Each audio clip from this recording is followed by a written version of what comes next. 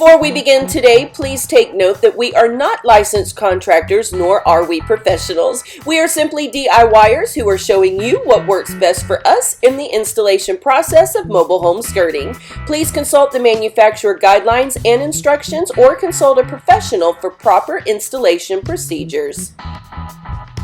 Before beginning this type of project, it is important to make sure the ground is as level as possible.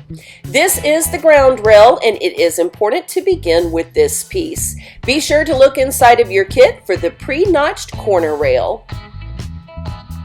Proper alignment of your mobile home skirting is contingent upon where you place this corner piece. It is imperative that it is aligned properly from the very beginning. Using a level, make sure that the back part of that top rail is aligned with the siding of your mobile home. Do this on both sides to ensure that the corner is in the proper placement. Once the corner is set into place, use your level, moving along the side of your mobile home, adjusting that rail in or out, whatever is necessary for perfect alignment. Once the rails are set straight, insert your ground spikes. The next piece will be a straight piece of trim. Butt it up to the first piece and continue going. It's now time to set the top rail in place. Begin 1/2 inch from the corner of your mobile home and nail it in place. Be sure not to nail too tight because you do need room for movement. When it's time to put a piece in between two other pieces, give yourself an exact measurement and then subtract 1 inch. Mark your measurement out on that next top trim piece and use a square to make sure your line is perfectly straight. Now, using a pair of 10 snips, you can begin cutting that piece in two. When attaching this to the mobile home, be sure to leave that 1/2 inch space. This is very important for expansion. Once your top rail is in place, it is time to mark every 16 inches. This is how we will measure for our panels. At those 16-inch marks, measure from the ground to the bottom of that top rail and then add 2 inches. Write those measurements down in the order that you take them. This will keep things running a lot more smoothly. Now it's time to place your marks on those side panels. Place one on each side and then align it with a straight edge. This will make sure that your line is nice and straight. Again, use those 10 snips and cut the piece in two.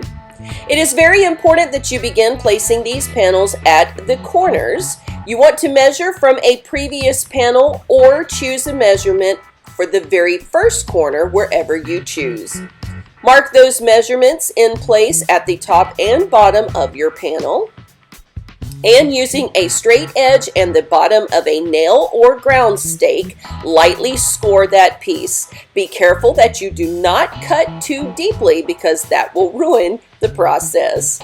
Now where your score mark is, use a little pressure and bend that side panel, being careful not to break it in two. And slip that right inside of the piece that should already be there. If this is your very first corner, obviously you will not have to place that interlocking. It will just be freestanding until you work your way around. Make sure it is secure in the bottom panel. And then you can just keep adding your panels one by one. Occasionally you will come upon a scene like this where you are going to have to make cuts for wiring or duct work.